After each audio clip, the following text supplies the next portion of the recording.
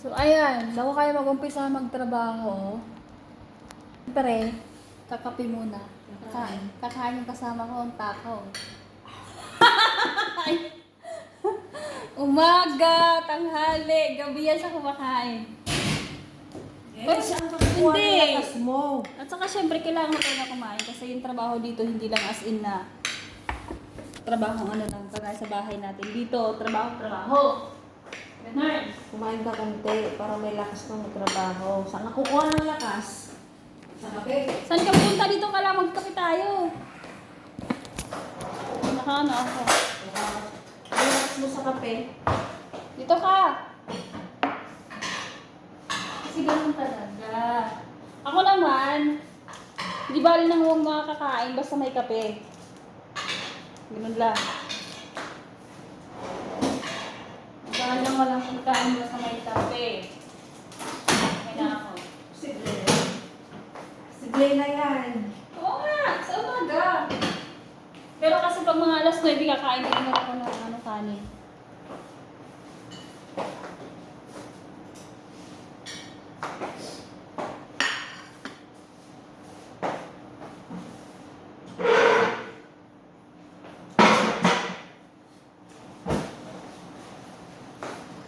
Ano ba? Huh? Alas 7 pa lang ng umaga. Ito yung aking kape. Pinapatulog yung mag-asawa, yun ang matulog.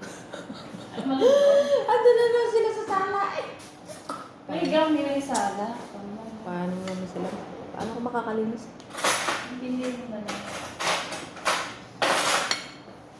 Eh, siyempre, diretso ako sa kwarto.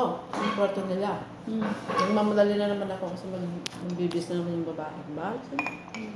Hindi ako makalinis sa kabi-kabinet. Naayos ko lang yung mga damit. Sinasabi? Okay, then. Laan ko na may kunti pang natira. Ha? May kunti pang natira. O, kanino yan? Okay. Yung saan niya, kinain na niya? Wala ko sumusuro sa kwarto. Wala na. Kape tayo.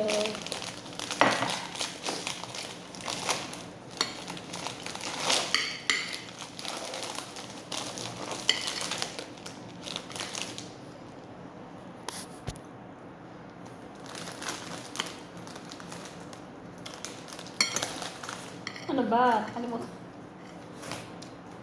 ko na aking vlogs. Gawa kasi ako ng juice. Masarap din siya, no? Kaso mas ano pa rin yung kinakape natin.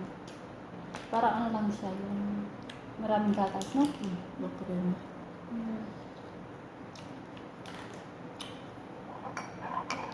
Yung binibili ni Mama doon, sobrang pait. Yung wala asukal. Yun lang gusto ng kape, yung walang ano.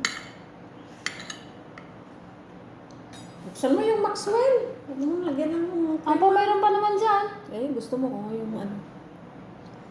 Sandali lang. Kung ano gusto mo siya. Wow. Kunti lang yung ano niya sa gitna. Mm-hmm.